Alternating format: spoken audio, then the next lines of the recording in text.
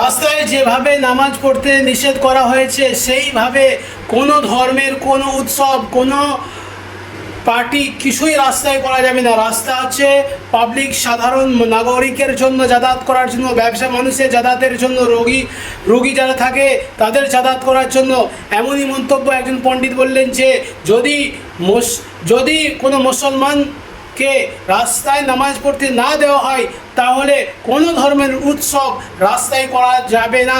আর যদি অন্য ধর্মের উৎসব যদি রাস্তায় হয় ঠিক তেমনইভাবে মুসলমানদের নামাজও রাস্তায় হবে, কারণ রাস্তা হচ্ছে সবার অধিকার। যদি অন্য ধর্মেরা তারা পালন করতে পারে, মুসলমানদেরকে কেন বঞ্চিত করবে? আপনারা এই ভিডিওটি দেখে শেয়ার করে দেবেন এবং পণ্ডিত বলছেন সেটা শোনেন। सड़क पे नमाज भी होगी, पूजा भी होगा, भंडारा भी होगा, कांवड़ भी होगी।